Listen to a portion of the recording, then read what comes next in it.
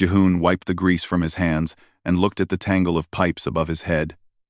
Another day, another repair job on Celestial Station Apex. The massive space station floated in orbit around a neutral planet, and it housed diplomats from dozens of alien species. Jihoon was just an engineer. He fixed things when they broke. He liked it that way. No politics, no drama, just him and his tools. The comm device on his belt buzzed. "Park, you there?" It was his supervisor. "Yeah, I'm here. We need you in Section 7. Some readings look off." Jihoon sighed. Section 7 was the diplomatic wing, where all the important aliens stayed.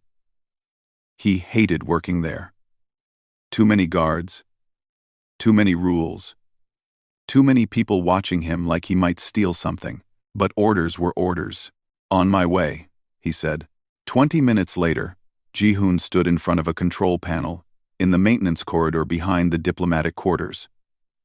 His eyes narrowed as he studied the numbers on the screen. This wasn't just off, this was bad. The environmental system was failing, and it was failing fast. "Control, this is Park. We have a serious problem in Section 7. The gas mixture is all wrong. If this keeps going, the whole section will fill with toxic fumes in about 10 minutes. Can you fix it?" his supervisor asked. Jihoon looked at the mess of broken valves and fried circuits. "Not in 10 minutes. We need to evacuate Section 7 right now." "That's impossible. The Valtharan delegation is in there. We can't just burst in and tell them to leave. There are protocols, permissions, security clearances. In 10 minutes, they'll all be dead," Jihoon shouted into the comm. Silence. Then his supervisor said, "I'll try to get authorization. Stand by." Jihoon looked at the countdown on his screen. 9 minutes. He knew how stations worked. Authorization would take at least 20 minutes. Maybe more. By then, everyone in Section 7 would be breathing poison. He made a decision. Jihoon grabbed his emergency rebreather from his tool bag, pulled it over his face, and ran toward the sealed door that led to the diplomatic quarters. His heart pounded. He was about to break about 15 different rules, maybe more. He could get fired. He could get arrested. But people were dying. The door wouldn't open. Of course it wouldn't. He needed special access. Jihoon pulled out his override key, the one engineers weren't supposed to use except in life or death emergencies. His hands shook as he jammed it into the lock. The door hissed and slid open. Smoke poured out. Not the gray smoke from fire, but a yellowish mist that smelled like chemicals. Jihoon pulled his rebreather tighter and pushed into the hallway. He could barely see through the fog. His eyes watered despite the mask. Bodies lay on the floor. Alien bodies, tall and elegant, with pale blue skin and silver hair. Valtharans. They were one of the oldest and most powerful species in the galaxy. Right now, they looked fragile and weak, collapsed on the expensive carpet like broken dolls. Jihoon counted quickly. 17 aliens. Most were unconscious, maybe dead. He couldn't save them all by himself. He had to choose. Then he saw her. A young Valtharan woman, probably in her 20s by human standards. Though with aliens it was hard to tell. She wore elaborate robes covered in jewels and strange symbols, definitely someone important. She was still breathing, barely, her chest rising and falling in short gasps. Jihoon knelt beside her. "Hold on," he said, though she probably couldn't hear him. He grabbed her arms and pulled. She was lighter than he expected. He dragged her toward the door, his boots sliding on the smooth floor. The toxic mist burned his exposed skin. Even with the rebreather, his lungs felt heavy. 5 feet. 10 feet. The door seemed so far away. Jihoon's muscles screamed at him to stop, but he kept pulling. Finally, they crossed the threshold into the maintenance corridor. The clean air felt like heaven, but he wasn't done. Jihoon ran back into the smoke. He grabbed another Valtharan. Then another. Each trip took longer. Each trip left him weaker. On his 4th trip, his supervisor's voice crackled in his ear. Park, what are you doing? You don't have authorization. Jihoon didn't answer. He saved his breath for dragging bodies. By his sixth trip, other people had arrived. Station security, medical teams, firefighters. They tried to pull him back, but Jihoon shoved past them. 3 more. Just 3 more. When he finally dragged the last Valtharan to safety, Jihoon's legs gave out. He collapsed on the floor, gasping. Medical personnel swarmed around him, checking his vitals, asking questions he couldn't answer. His vision blurred. Someone pulled off his rebreather and gave him an oxygen mask instead. Through the chaos, Jihoon saw the young woman he'd saved first. She was awake now, sitting up, coughing but alive. Their eyes met for just a second. She looked confused, maybe angry. Then the medics blocked his view. The next few hours were a blur. Jihoon sat in an office while various officials yelled at him. He'd broken protocols. He'd violated security procedures. He'd entered a restricted area without permission. The list went on and on. He might face criminal charges. He might be sent to prison. Jihoon didn't care. 17 people were alive because of what he did. That was enough. 3 days later, everything changed. Jihoon was in his quarters, packing his few belongings. The station administrators had decided to send him back to Earth. While they figured out what charges to file, he'd just finished folding his last shirt when someone knocked on his door. He opened it to find 6 armed guards in ceremonial armor. Behind them stood a tall woman with silver hair and a crown that seemed to float above her head. She radiated authority and power. Jihoon Park? She asked. Her voice was like music, but cold music. Yes? I am Queen Mireille of the Valtharan Empire. You saved my daughter's life 3 days ago. Jihoon's mouth went dry. Daughter? That young woman was a princess? I'm glad she's okay, he managed to say. More than okay. Princess Ariel lives because of your courage. For this, I invoke the ancient rite of binding. You saved her life. Therefore, you are now responsible for it. By royal decree, you will serve as her companion and protector for no less than 1 standard cycle. You will live with her, travel with her, and ensure no harm comes to her. Jihoon stared. What? No, I'm just an engineer. The decree is absolute, Queen Mireille said. You will board our ship within the hour. Gather your belongings. Your new life begins now. She turned and walked away, the guards following. Jihoon stood frozen in his doorway. This couldn't be happening. He didn't want to be a bodyguard, or a companion, or whatever. He just wanted to fix pipes and go home at the end of his shift, but he had no choice. An hour later, Jihoon walked up the ramp of a massive alien ship called the Dawning Star. The ship was beautiful, all curves and lights. Nothing like the blocky human vessels he was used to. Inside, everything gleamed. The walls seemed to glow with their own light. Music played softly from hidden speakers. A servant led him through corridors that twisted and turned until Jihoon was completely lost. Finally, they stopped at a door. The servant gestured for him to enter. Inside was a room bigger than Jihoon's entire apartment back on Earth. Expensive furniture, a bed that looked like a cloud, windows showing the stars outside, and standing by the window was the princess herself. Princess Ariel turned to face him. She was beautiful, Jihoon supposed, in the way all Valtharans were beautiful. Tall, elegant, with that pale blue skin and silver hair that fell to her waist. Her eyes were strange, shifting colors like oil on water. Right now, they looked cold. So you're the human, she said. Her voice was nothing like her mother's. It was younger, sharper, with an edge of anger. The one they're forcing me to drag around like a pet. I didn't ask for this, Jihoon said. Neither did I. My mother thinks she's being generous, honoring you for saving my life. Really, she's just trying to control me, another way to keep me under watch. Ariel crossed her arms. Let's make something clear. I don't need a protector. Especially not a human who can barely understand our culture. Stay out of my way. And maybe this year won't be completely unbearable for both of us. She walked past him and out the door, leaving Ji-hoon alone in the too-big room on an alien ship headed to an alien world. He sat on the edge of the cloud bed and put his head in his hands. What had he gotten himself into? The planet Loranthos was the most beautiful thing Ji-hoon had ever seen. From space, it looked like someone had dropped a giant opal in the middle of the stars. Blues, greens, and purples swirled across its surface.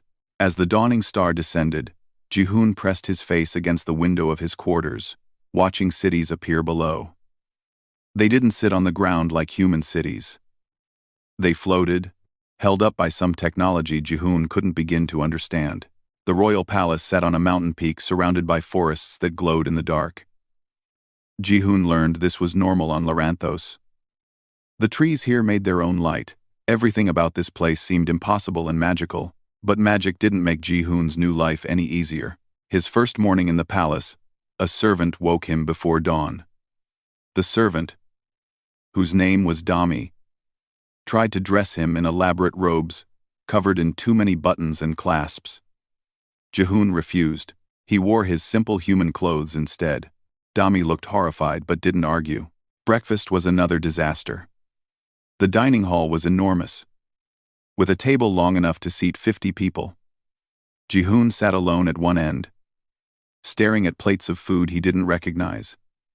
Some of it moved. He poked at something purple and slimy, wondering if it was supposed to be alive. Finally, he gave up and ate the only thing that looked safe, some kind of bread. After breakfast, Dami told him he was expected to follow Princess Ariel throughout her day. Ji-hoon found her in a room full of other Valthorans, all wearing fancy clothes and speaking in their musical language. When Ji-hoon entered, everyone stopped talking and stared at him. Ariel barely glanced his way. "Wait by the door," she said in the common language that most species used for trading and diplomacy.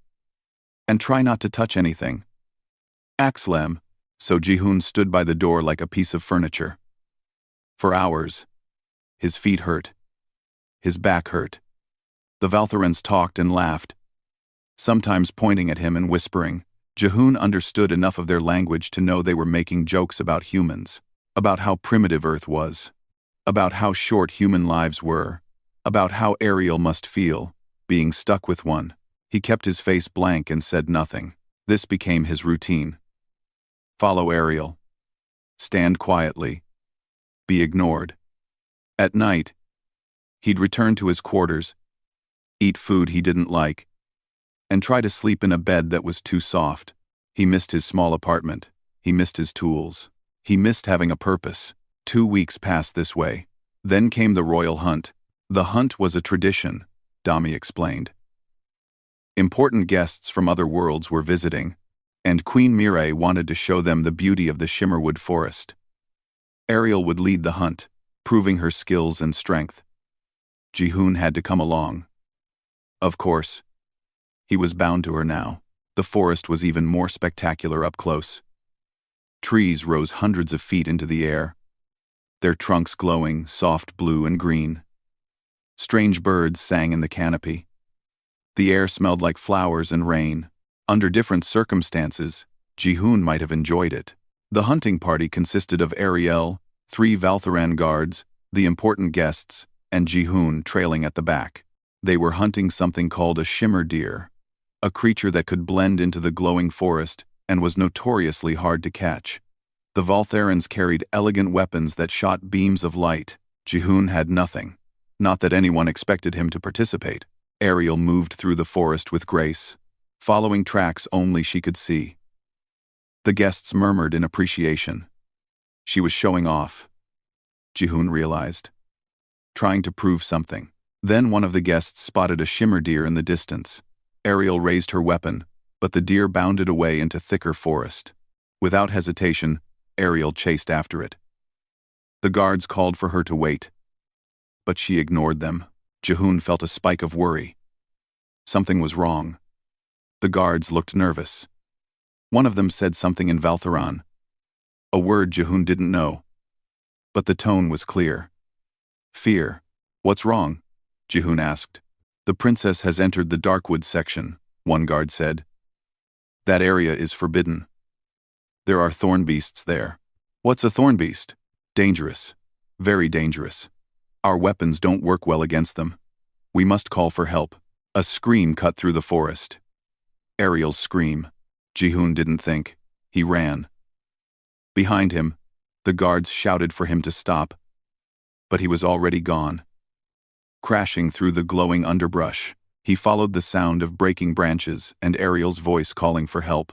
He burst into a clearing and froze. The creature in front of him looked like someone's nightmare. It stood 12 feet tall on 4 legs, covered in black scales with spikes growing from its back and shoulders. Its head was all teeth and red eyes, and it was advancing on Ariel, who'd backed against a tree, her weapon sparking uselessly in her hands. The thorn beast roared. The sound shook Ji-hoon's bones. Ariel fired again, but the light beam just bounced off the creature's scales. Ji-hoon's mind raced. No weapon, no armor, just him and his brain. What did he know about predators? He'd grown up in the restored forests of Earth, back when humanity was trying to bring back the animals they'd almost destroyed. He'd learned about bears, wolves, big cats. The rules were the same everywhere, right? Make yourself big. Make noise. Don't run. Ji-hoon grabbed a thick branch from the ground and charged forward, screaming at the top of his lungs. The thorn beast turned, confused by this tiny creature making so much noise. Ji-hoon waved the branch and kept screaming. He positioned himself between the beast and Ariel. "Get behind me!" he yelled. "You're insane," Ariel shouted back, but she moved. The thorn beast swiped at Ji-hoon with claws the size of knives.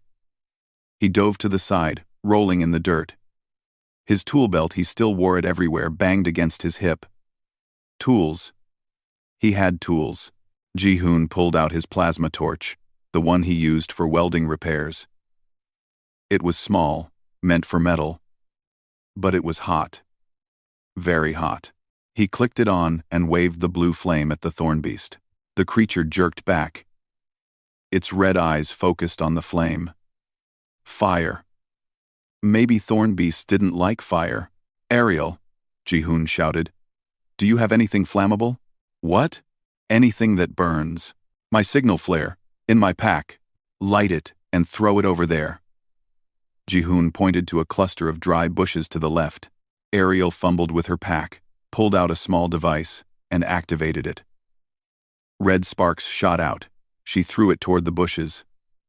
They caught fire immediately, flames leaping up into the dark trees. The thorn beast roared again, but this time it sounded uncertain. It looked between Ji-hoon's plasma torch and the growing fire. Then it turned and lumbered away into the forest, crashing through trees as it went.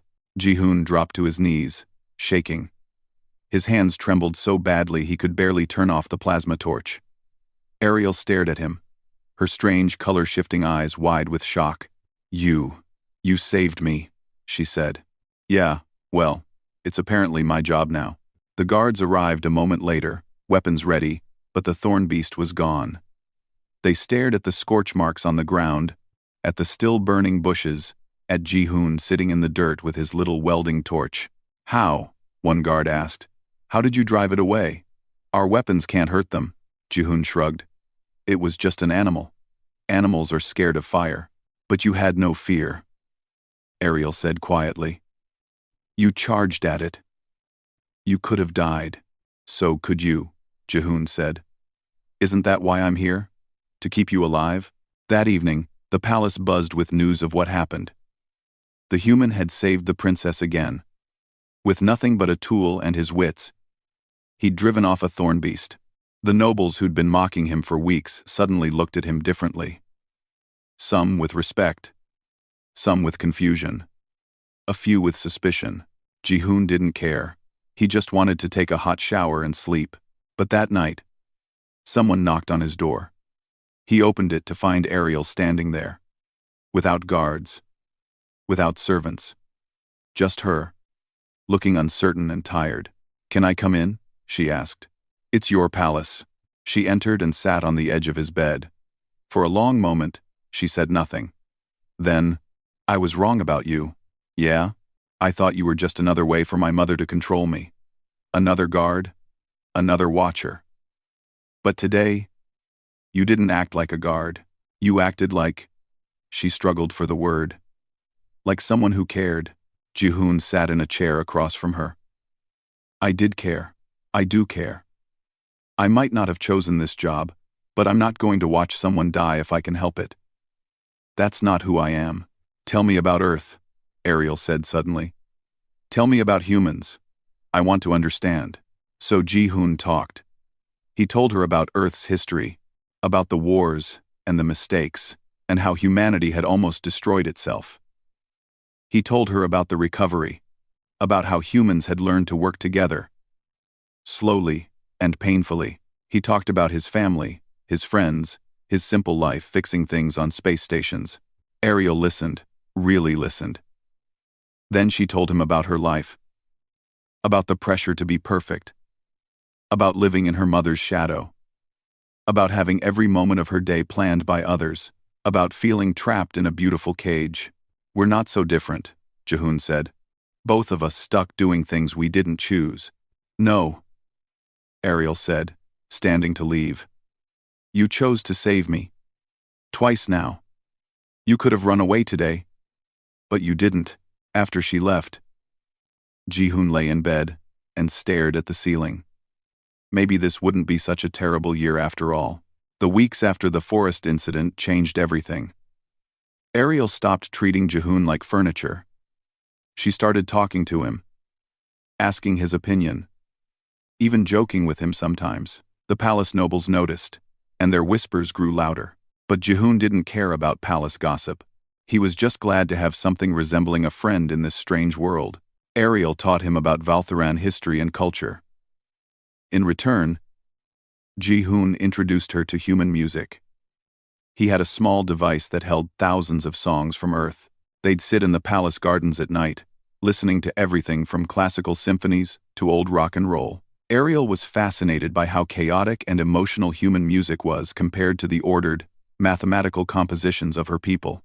It's like you're not afraid to feel too much, she said one evening, listening to a sad song about lost love.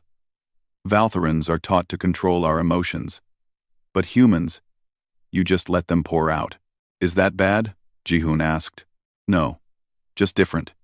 Maybe better. In some ways. But not everyone was happy about their growing friendship. Lord Kyungmin, a powerful noble with cold eyes and a practiced smile, watched them, constantly. He was important in the royal court, advisor to the queen, and he'd been selected as Ariel's future husband, through some complicated political arrangement. Jihoon didn't understand all the details, but he understood enough. Kyungmin saw him as a threat. One morning, Jihoon woke to find Dami standing by his bed, looking worried. What's wrong? Jihoon asked. You received this. Dami handed him a small device, the kind used for private messages. Jihoon activated it. Words appeared in the common language. Leave Loranthos. You don't belong here. This is your only warning. Stay, and you'll regret it. So will your people. No signature, no way to trace who sent it. Should I tell someone? Jihoon asked Dami. I don't know. If you tell the queen, there will be an investigation. It might cause problems. But if you don't tell anyone and something happens. Dami wrung her hands nervously. Jihoon deleted the message. I'm not leaving. I made a commitment. You humans are very stubborn. Yeah, we are. He didn't tell Ariel about the threat. Didn't want to worry her. Besides, what could she do? If someone important wanted him gone, one more person knowing wouldn't help, but the threats didn't stop. They came every few days. Each one more specific. They mentioned his family back on Earth. They described accidents that could happen. They told him exactly how much trouble humanity would face if the Valtharan court decided humans were troublemakers. Jihoon still didn't leave. His stubbornness was legendary among humans, and he wasn't about to prove these aliens right by running away scared. Then came the diplomatic summit. Representatives from all over the galaxy gathered at the palace to discuss trade agreements and peace treaties. It was a huge event, and Ariel played an important role as the crown princess. She gave speeches, met with ambassadors, and attended dozens of formal dinners. Ji-hoon shadowed her through it all, bored but alert. On the third night of the summit, disaster struck. Ji-hoon was walking behind Ariel through a crowded hallway when his engineer's instincts screamed at him. Something was wrong. He couldn't say what exactly. Maybe it was the way one of the guards was standing.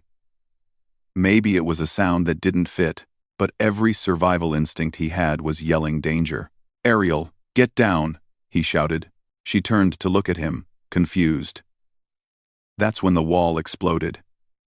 Not with fire, but with some kind of energy blast that turned stone into dust. Debris flew everywhere. People screamed. Through the smoke, Ji-hoon saw figures moving, raising weapons. Assassins. Ji-hoon grabbed Ariel and pulled her behind a pillar. His heart pounded. He had no weapon, no armor, no training for this. But Ariel's guards were already moving, forming a protective circle, firing their light weapons at the attackers. "We need to get you out of here," Ji-hoon said. "They're after me," Ariel said, her voice shaking. "This is an assassination attempt." "No kidding. Can you run?" "Yes." "Then run. I'll follow." They sprinted down a side corridor, away from the fighting. Behind them, the sounds of battle echoed through the palace. Ji-hoon's mind raced. Where could they go? Who could they trust? They reached Ariel's private quarters. She sealed the door behind them, activating security measures that made the metal glow blue. "We're safe here," she said. These doors can withstand almost anything, but Ji-hoon felt uneasy. Something still felt wrong. 2 hours later, the palace guards found them. The assassins had been captured or killed. Everyone wanted to know how the attackers got in. How they knew exactly where Ariel would be. Someone had helped them. Someone inside the palace. The investigation started immediately. And that's when things got worse for Ji-hoon. The head of security arrived at his quarters with a dozen armed guards. "Ji-hoon Park, you're under arrest for conspiracy to commit murder and treason against the crown." Ji-hoon stared. "What? I saved her life. We found evidence in your quarters. Encrypted messages to the attackers. Plans showing the princess's schedule. Payment records from enemies of the empire."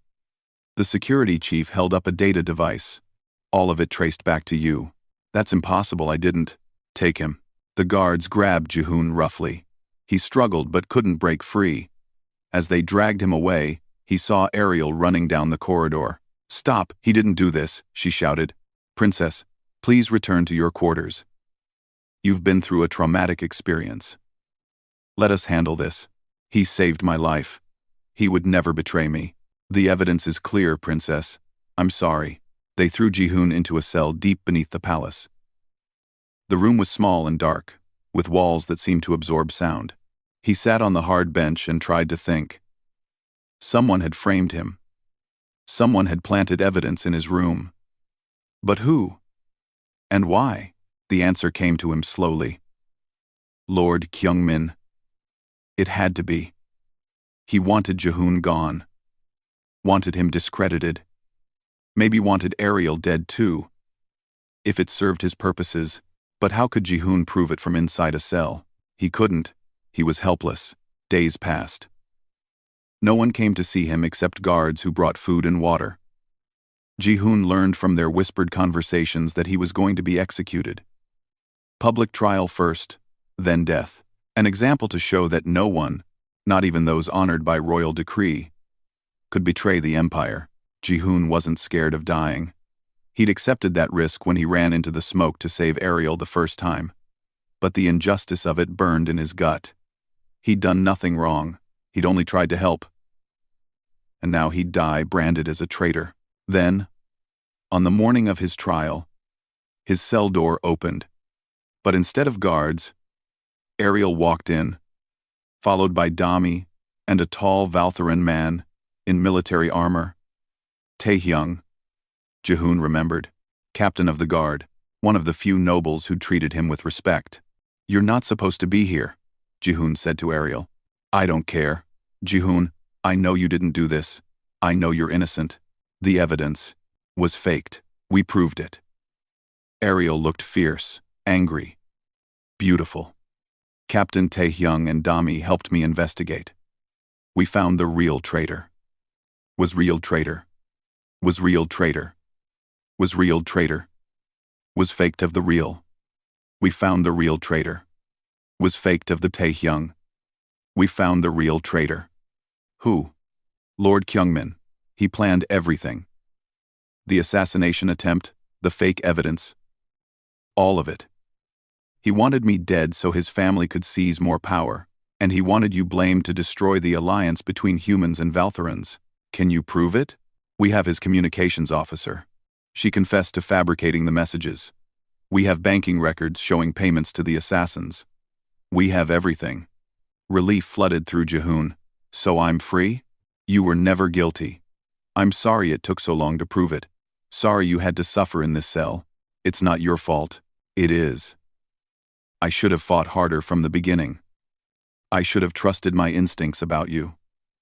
They brought Jihoon to the throne room in chains. For the trial. But instead of a prosecution, it became a revelation. Queen Mirai sat on her throne, her face hard as stone, while Captain Taehyung presented the evidence against Lord Kyungmin. The noble tried to deny it, tried to argue, but the proof was overwhelming. Kyungmin of House Var, Queen Mirai said, her voice cutting through the room like a blade. You are guilty of treason, conspiracy to commit murder, and attempting to frame an innocent under our protection. Your titles are stripped. Your house is disgraced. You will spend the rest of your very long life in a cell, thinking about your crimes. Guards dragged Kyungmin away. He screamed and threatened, but no one listened. The queen turned to Jihoon. Jihoon Park of Earth, you have been wronged by this court and this empire. I offer my personal apology. Your loyalty and courage have been proven beyond doubt. Not only do I reinstate you as my daughter's companion, but I grant you a new title. From this day forward, you are a royal advisor on human affairs. You will help us understand your people and build stronger bonds between our worlds. Jihoon bowed. He didn't know what else to do. That night, Ariel found him in the palace gardens, staring at the stars. She sat beside him without speaking for a long moment. I was terrified, she finally said. When they took you away, I felt like I'd lost something important. Something irreplaceable. You barely know me, Jihoon said. I know you ran into toxic smoke to save strangers. I know you faced a thorn beast with nothing but a welding torch. I know you refused to run even when someone threatened you. I know enough. She took his hand. Her skin was cool and smooth, so different from human skin. But it felt right. Thank you, she said. For staying. For not giving up on me. I made a promise, Jihoon said, even if it wasn't my choice at first. Humans keep their promises. Above them, 3 moons rose over Lyranthos, painting everything in silver light. Jihoon thought about his old life, his simple life, and realized he didn't miss it as much as he thought he would. This new life was harder, more dangerous, more complicated. But it meant something. He meant something here. And maybe that was enough. 6 months had passed since Kyungmin's trial. Jihoon's life had changed in ways he never imagined. As royal advisor on human affairs, he spent his days meeting with both human and Valthoran diplomats, helping them understand each other. It was exhausting work, but meaningful. More importantly, his friendship with Ariel had deepened into something neither of them wanted to name but both clearly felt. Then the news came that shattered their peaceful routine. Jihoon was in a meeting when the alarm started blaring. Red lights flashed throughout the palace. Guards ran through the hallways in organized chaos. Something terrible was happening. Captain Taehyung burst into the room. All diplomatic personnel to the command center. Now, the command center was a massive room filled with screens and holographic displays. Queen Mirai stood at the center, her face grave. Around her, military officers shouted reports and coordinated responses. Jihoon had never seen the normally calm Valthorans look so panicked. What's happening? Ariel asked her mother. War, the queen said simply. The Korthan Dominion has invaded our border territories. They've destroyed 3 colonies already. Thousands are dead. They're pushing toward our core worlds. Jihoon felt his stomach drop. He knew about the Korthans. Everyone did. They were a brutal empire that believed in conquest and domination. They'd been quiet for decades, building their strength. Now they were unleashing it. How bad is it? Jehun asked. One of the military officers, Admiral Hajin, turned to face them. Very bad. They have weapons we've never seen before. Biological agents that target Valtharan physiology specifically. Our fleets are falling back. At this rate, they'll reach Loranthos in 3 weeks. The room fell silent. Loranthos, the heart of the Empire, under attack. It seemed impossible. We need allies, Ariel said. Who can we call for help? We've sent messages to our traditional allies, Queen Mireille said. But the response has been slow. Other empires are cautious. They don't want to anger the Korthons. They'll debate and discuss while we die. Jehun's mind raced. An idea formed, crazy and desperate. What about Earth? Everyone turned to look at him. Earth? Admiral Hajin said with barely concealed contempt. Humanity is barely spacefaring. What could they possibly offer? Survival skills. Jehun said. Humans have been fighting wars for thousands of years. We're good at it. Maybe too good. We know how to fight when we're outmatched. We know tactics, strategy, asymmetric warfare. We never give up, even when we're losing. He's right, Ariel said. I've studied human history. They've survived situations that would have destroyed other species. Queen Mireille considered this. The Terran Defense Coalition has a small fleet. Would they even agree to help us? Queen Mireille, only one way to find out, Jehun said. Send Ariel and me to Earth as ambassadors. We ask for their help. You? Admiral Hajin laughed. You're an engineer, not a diplomat. I'm a human who knows both worlds, and Ariel is the crown princess. Together, we represent this alliance. Let us try. The queen looked at her daughter. Ariel? You'd be willing to travel to Earth? Of course. If there's a chance to save our people, I'll take it. 2 days later, Jehun stood on Earth for the first time in over a year. The ship landed at the Terran Defense Coalition headquarters in what used to be called Geneva. The building was sleek and modern, but around it, Jehun could see the scars of Earth's past. This city had been destroyed 3 times in humanity's many wars. Each time, humans had rebuilt it. Admiral Hajin Lee of the TDC met them in a conference room. She was an older woman with gray hair and sharp eyes. She listened carefully as Ariel explained the situation, showed the footage of the Korthon attacks, and asked for Earth's help. When Ariel finished, Admiral Lee leaned back in her chair. Princess, I sympathize with your situation. I really do. But you're asking humanity to enter a war against an empire that could destroy us. We've only been in space for 50 years. The Korthons have been conquering worlds for millennia. Why would we risk everything for the Valtharans? Because if Valthar falls, Earth is next, Jehun said. The Korthons won't stop. They never do.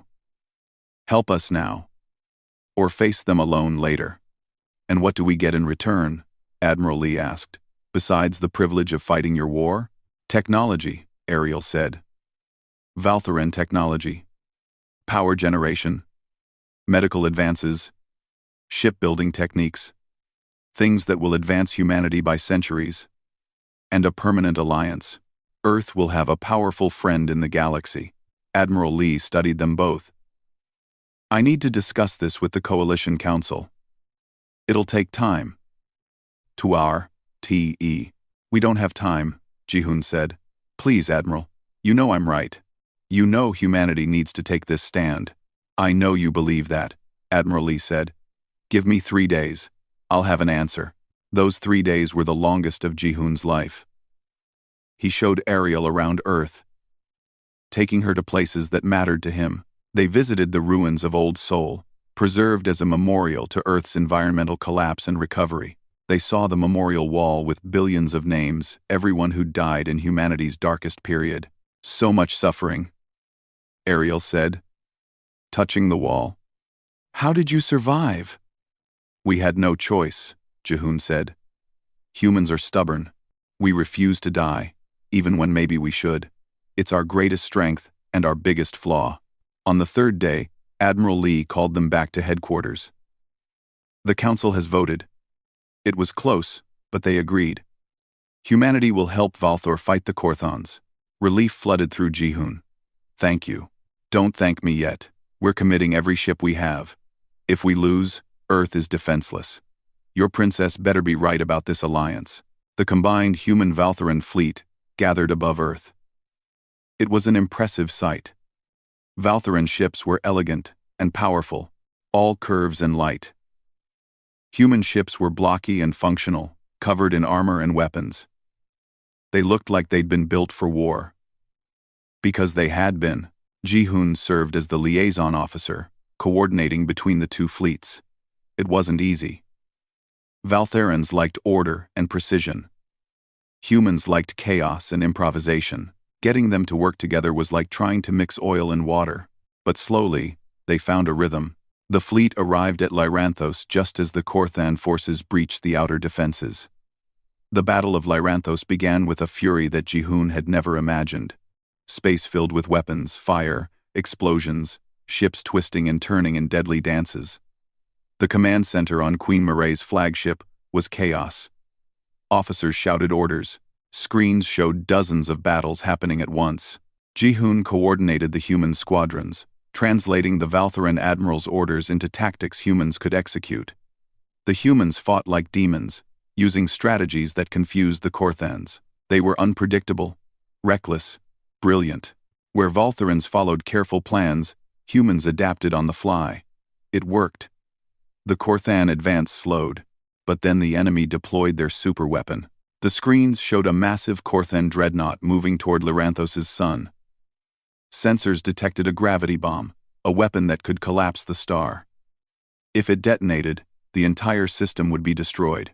We need to stop that ship, Queen Mirae said, her voice tight with fear. Our long-range weapons can't penetrate their shields, the Valthoran admiral said. We'd need to board them. Destroy the bomb from inside. I'll lead the boarding party, Ariel said. No, Queen Mirae said firmly. Absolutely not. Mother, I'm a trained officer. Let me do this. I can't lose you. You'll lose everything if we don't stop that bomb. Jihoon watched from his station as Ariel gathered a team of elite soldiers and boarded a small assault ship. His heart pounded as the ship streaked toward the Korthon dreadnought, dodging weapons fire. On his screen, he saw them breach the hull and enter the enemy ship. For 20 minutes, he heard nothing. Just static and the chaos of the larger battle. Then Ariel's voice crackled through the comm. The bomb is disabled, but we're trapped. The Korthans have sealed the exits. We can't get out. Jihoon felt his world narrow to a single point. Ariel was going to die. Command. Requesting permission to launch a rescue mission, he said. Permission denied, Admiral Hodgin said. We can't spare the ships. Then I'll go alone. That's suicide. I don't care. Jihoon ran from the command center before anyone could stop him. He reached the hangar bay, commandeered a small human fighter, and launched. Around him, the battle raged. He ignored it all. His entire focus was on that Korthan dreadnought and the woman trapped inside. He flew like he'd never flown before, weaving through weapons fire that should have killed him a dozen times. His fighter took hits, alarms blaring, but he kept going. He reached the dreadnought and blasted his way through a damaged section of hull.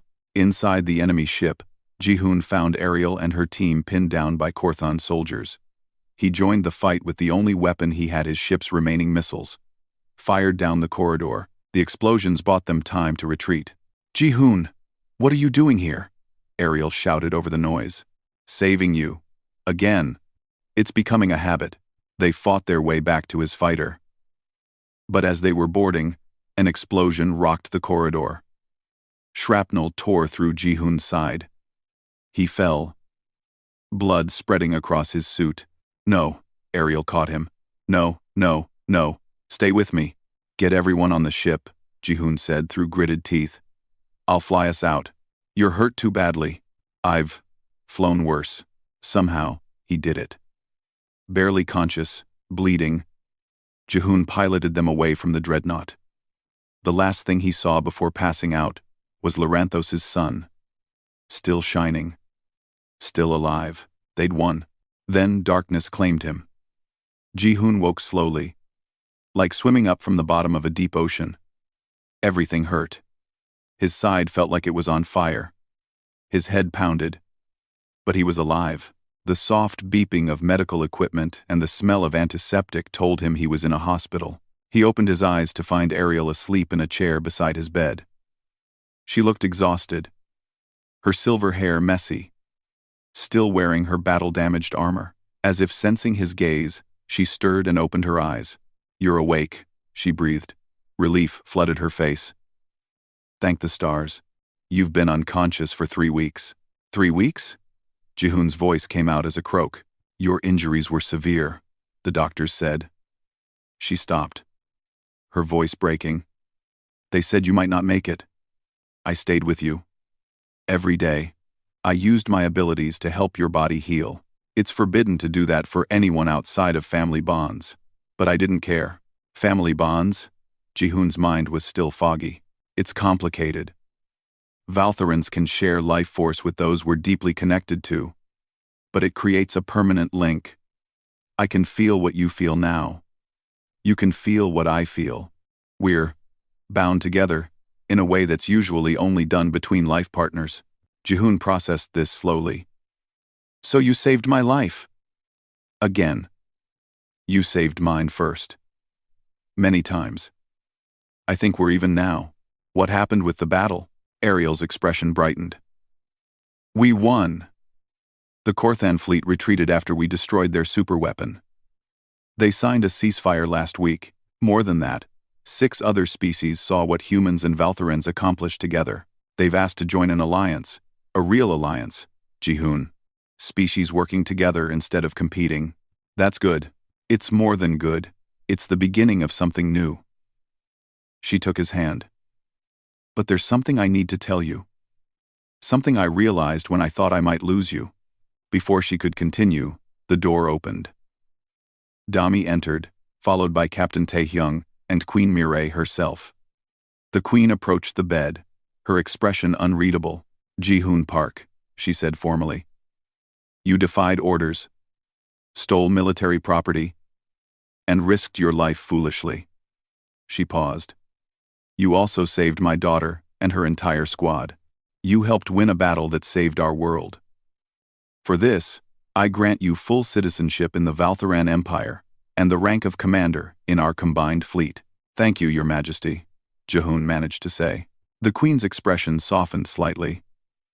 "My daughter has also informed me of something else. Something that creates a unique situation." She glanced at Ariel. "You tell him." Ariel took a deep breath. "When I shared my life force with you to keep you alive, I didn't just create a temporary connection. I created a soul bond. In Valthoran culture, that's as binding as marriage. More binding, actually. It means I've chosen you as my partner for life." Ji-hoon stared. His head spun. "And not just from the injuries. But I'm human. You're the crown princess. That's not. That can't be allowed. It creates problems," Queen Mireille admitted. "The High Council is not pleased.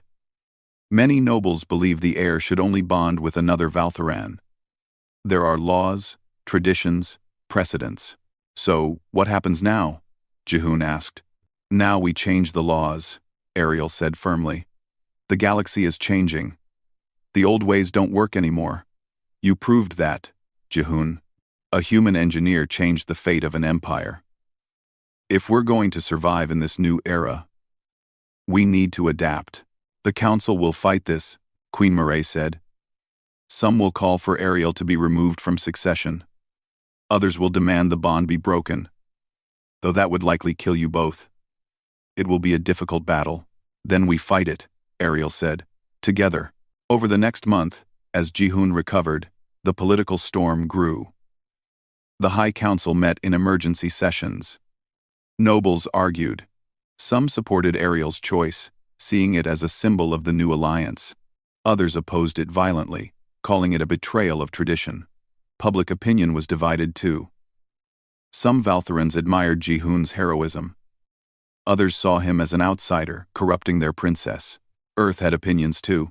Some humans celebrated Ji-hoon as a hero who'd bridged two worlds.